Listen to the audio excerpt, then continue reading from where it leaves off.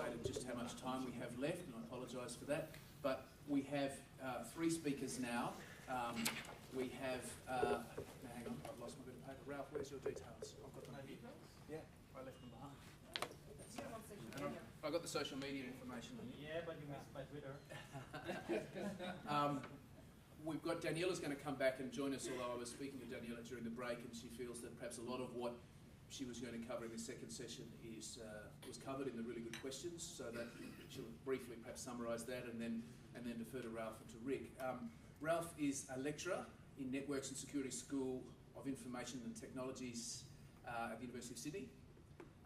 And I was down the back earlier looking at Ralph, or just listening, just to make sure the sound was okay, and I saw Ralph's screen, and I could once code, and I did not recognise a single thing on your screen. So I think Ralph's going to give some fairly good technical considerations and some really practical insights into what he's seeing actually happen by way of some of these real security risks. So I think we had a good discussion this morning about the big picture, about the strategy, but Ralph's going to dive into a little bit of detail.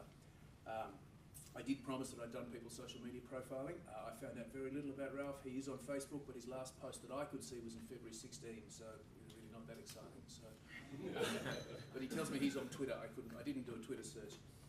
Rick Richardson may be known to many of you. I've known Rick for a little while now. Rick famously took on the giant that is Microsoft successfully, and Rick's got a business and is an inventor and sort of entrepreneur with his new business Haventec, and Rick's described himself on Instagram as a normal guy who's had some weird situations. So perhaps if time permits, we can hear some of those weird situations. Please join me in welcoming up to the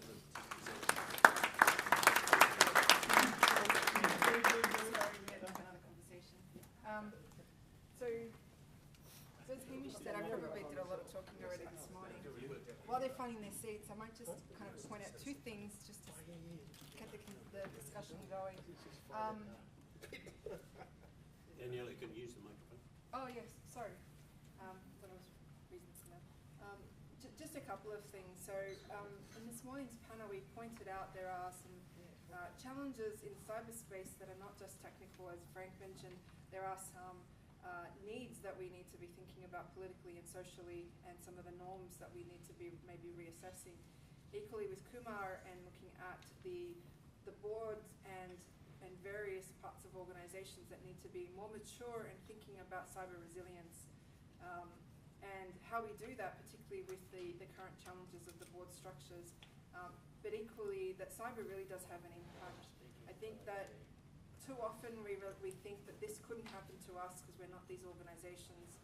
And so looking at some of the media, it's helpful to understand that these things could happen. We are looking at data breach notification in Australia, which will surface a lot more of these situations and make it a lot more real. I think without the data, some people would think that really this only happens to certain types of organisations, and that's not necessarily true. Not every incident is a massive incident, but they point to potential flaws in your business, but also flaws in the way that we handle information and the way we handle things that we actually care about. The environment that we're operating in is actually quite complex, as you know, with political cycles, with social norms changing, with the notion of Facebook and Google effectively knowing everything about you. So I think there's some opportunities with our panelists to actually understand some of the practicalities that we can apply in cyber. I will actually just point to one thing, and I'll wave the R&D flag, because I work for Data 61, I need to do that.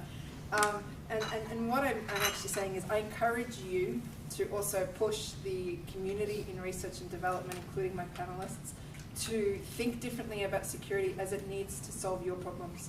I think too often we think we have already got all the solutions. We don't. And some of the solutions we have to help you in cyber don't actually scale. And if you think about IoT and you think about how we're going to solve identity and authentication, that's another big problem. So I encourage you to sort of build on those public-private partnerships to solve some of these problems, because they're not solved yet. And I'll give you one example. So because I've got to wave the Data 61 flag. So we developed a technology called SEL4. The earlier version is currently in your mobile phones. It's in about 1 billion phones, iOS and Android.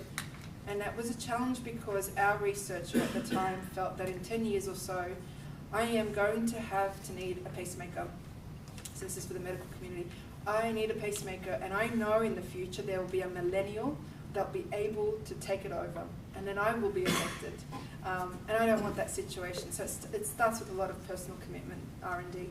So, and from that, we developed this technology which effectively can isolate security and make sure that you can enforce it at the lowest of levels. And if you think about the software challenges I mentioned earlier, that's a really big space.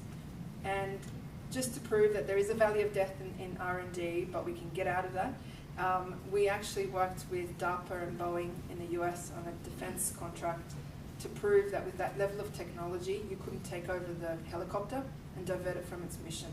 So my parting comment before I pass to practicalities is that R&D has a long way to go. It can be your friend, but there are some practicalities we need to solve first in parallel. So I'll leave you with that. Please welcome Ralph Holz. Thank you. Should I speak from here? You or can speak from here. Got the clicker? I'll go over here. So thanks for having me here, and actually thank you for rolling my barrel. In terms of R&D, I'm always a fan of people investing in research. It has absolutely nothing to do with my role as a researcher. So, this morning, I heard a lot about problems. And actually, when I got asked if I could give a talk here, I wasn't entirely sure what I should speak about that was new to you. I mean, you're reading it in the news all the time, and it's hyped all over the place, how horribly messed up our cybersecurity really is. And fortunately, Frank over here sent me a hacker yesterday. And I don't mean the kind of hacker that comes into my place and robs me blind. I mean the kind of person who is also an associate professor in Milan, and I had a very long conversation with the guy, and I thought, excellent, now I can relay these anecdotes. What he told me, for example, was that he attended a meeting in Italy, and in Italy healthcare is regionalized. So they had all these companies, healthcare companies, all over the place. They had a very long meeting, fantastic slides, arrows all over the place, colored boxes left, right, and center. And my colleague in Milan said, well, I didn't know what to do. So in essence, what I did was I took the data I had from my own penetration testing company and just gave them one slide with statistics. 67% of the companies here in this room sent passwords unencrypted over the network. 30% of them have weak password strategies. Another 80% of them are completely open to the internet, and they have no proper firewall segmentation between the networks. And he said the room fell quiet after that, totally quiet. And that gave me the idea for today's talk, which is really, are we getting things right already, or are we facing new threats and we need to do more research? And my answer might be surprising to you, because by training, I'm an empiricist.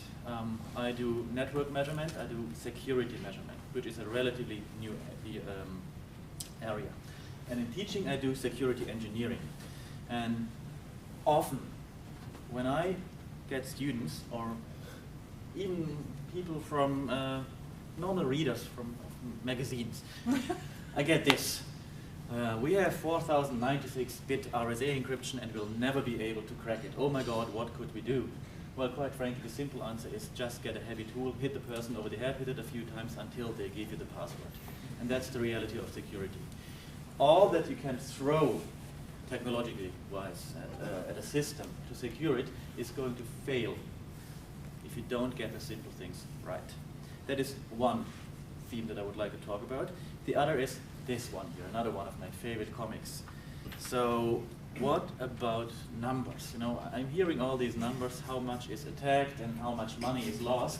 But how is that actually measured, please? And how many systems are really under attack? So 87 studies have shown that it's absolutely irrelevant what your numbers are. You can just make them up out of thin air and you can still impress the public. I believe that is true. So by training, I'm an empiricist. I believe there is value in measuring things. So what are our problems really? Is critical infrastructure vulnerable? I believe you've made the point this morning. Yes, it is. Do we have an internet of broken things? Of course, yes, we do.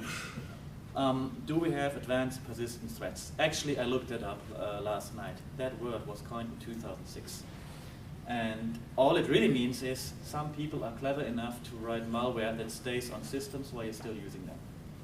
It's a fantastic coined word, but actually it doesn't mean much. Are we doomed? Well, not sure. Is any of this new? That's actually the question you should be asking yourselves. Because my argument is going to be none of the security vulnerabilities that we are facing are new in nature. They're still the same from when our discipline began. The scale is new, I'll give you that. But this is really a case of a changed threat model. The landscape has changed. I really loved, or I shouldn't say love, but I admired WannaCry, the malware that held many computers ransom. And I was not fussed at all about the technology behind it. That's actually fairly straightforward. What I loved about it was that the organization behind it had a hotline to help people do the transaction and get the ransom over to them. And that hotline was actually working better than many commercial hotlines that you get here in Australia or in any other country of the world. These guys are organized and they know how to do business. Okay? So the motivation is different now, and you have an opponent who knows the rules of the games, right? I don't think it's wrong to invest in the latest and greatest, but my argument is do it in depth. Get the simple things right. So I listened very closely when you mentioned that you wanted to keep certain areas separate IT-wise. I think there is some value in such considerations. This is what we really see. This is how people design their systems. It's by Peter Goodman, a cryptographer in New Zealand, a person who has written a book called Engineering Security, which is available online. Do read it. It's just 800 pages. It makes for a nice afternoon. And it is full of anecdotes. You know a lot more about security just by reading this book. So if you want to do yourselves a favor, read it over the next few months. And what Peter actually writes is, look, we have all these fantastic things, and we have a compliance checklist that we have to go through. Our web servers need to support HTTPS, and we need to have firewalls in place, etc., etc., etc. Except the attacker doesn't know. He doesn't know the compliance checklist. He doesn't know that he's not supposed to attack that point, because it's the one point that is not on the checklist. So compliance-driven security is what we see. People are building systems, following checklists, and they're totally missing out on the actual attack. Like when I came in here today, I said I have a few slides. Here's a USB stick. And we said fine. And they said fine. So does it belong to me now? Possibly. So that's definitely one thing we are seeing. And I would argue actually that we're still getting most of the basics wrong. I'm running studies, empirical studies. We're scanning the internet all the time. And let's say on serverland from our own studies, what do we see in web servers? Even if good technology exists, it's not deployed. That's what we see very often. And I'm not going to blame the people who deploy technology. I'm not going to blame the companies for that, because it's the exact wrong thing to do. This technology is not deployed because there are good reasons not to do it. One reason, for example, is it's enormously complex. You get it wrong, you lose customers. And losing customers might be much worse than having a data breach. You do have a very delicate trade-off here. Your systems need to remain available. And indeed, what we found in our latest study, which is going to be published later this year, we found that the simple stuff works and people enable it if there is no risk associated with it.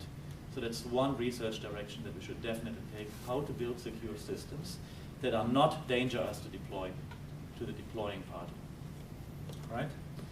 And another thing we really see very often is that users are blamed, especially, forgive me for saying so, at Data61. Because Data61 is a government agency, and I'm not sure if you still have this policy, but one thing that I see in government agencies is that they follow advice from the 1960s. I follow this up, actually. So in the 1960s, you had people hacking away at terminals. Not quite like this, maybe, but they did. And it made total sense to change your password every now and then, because you might have had a person looking over your shoulder. I don't know about you, but how many people are around you when you type in your password? Not so many, which means, okay, with your exception.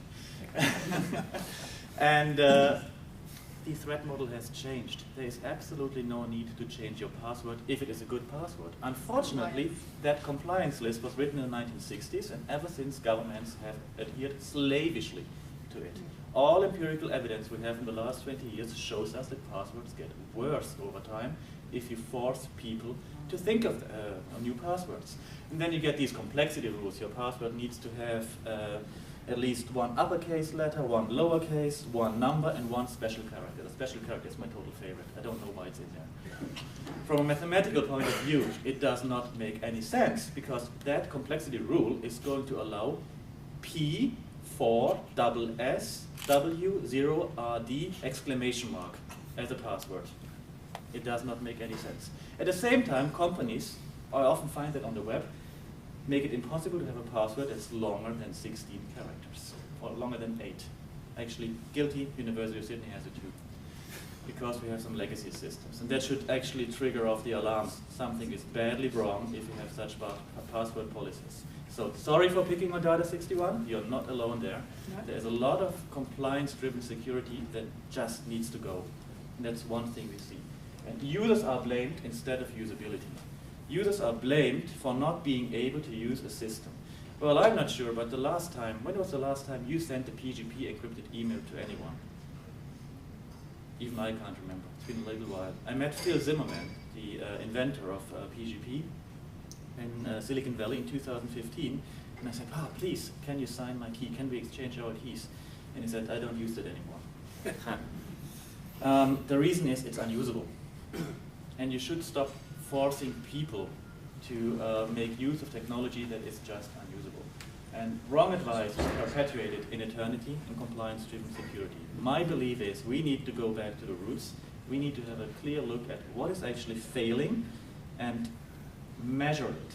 So if you have a security technology that you can't really determine to be effective by how much it's helping you, and you put a number to that, then it's really indistinguishable from blind luck. Maybe you're defending against attacks, maybe you're not. No one knows. So how do you actually justify your expenses? I believe actually, and from a technologist that might be surprising, I actually believe this is ultimately not a technology problem. Daniella, you mentioned earlier it's a market failure. I would argue the market is working perfectly. In the sense, the market incentives are playing out exactly as intended originally, and we just have unintended consequences. I believe we need to change our policies. For example, would you buy a car on which no security checks or safety checks have ever been done? No one checked if the brakes are working. Would you buy such a car? I wouldn't. But you're totally happy to install any old IoT device in your homes, even though no equivalent checks exist. I believe we actually need some government intervention here, and we need some kind of safety label. We need to categorize and standardize security tests for our devices. If your device has internet exposure, then you need to have some standard test that you can apply that tells you what is your device doing. It also should list, by the way, the kind of data that it's sending to the outside world. That should be an absolute requirement. And if you're violating those standards and those tests, then there should be some kind of sanction. At the moment, I believe the incentives in the market are completely wrong. What they do is, not only do they allow companies to get away with bad security, they actually actively encourage to hide any security breach. As I said, the market is designed this way. But if you want long-lasting change, my argument would be it's policy where you need to start, apart from fixing the simple things. And obviously, education is an important part, but I'll stop here because that's what we do. I would just like to point out that security has been treated rather poorly in the past. Fortunately, the universities have understood that by now, and they're changing it. For example, we're integrating security as part of our core units, which you cannot avoid anymore. If you become a programmer and if you become a computer scientist, you need to do security now. And we're looking at classic engineering topics, including usability, including privacy, and new threat modeling. We ask our students to actually go back to the design phase and tell us what could happen to your software if someone doesn't use it in the way you intended it to. And I think on that note, I would like to end. If there are two key messages here is we need to get the simple things right first, The second one is it's really a policy problem to get the driving force behind it. Okay, thank you. Thanks, Graham. We'll save questions for the end, but Rick, do you want to perhaps suggest some of the problems you've been Sure.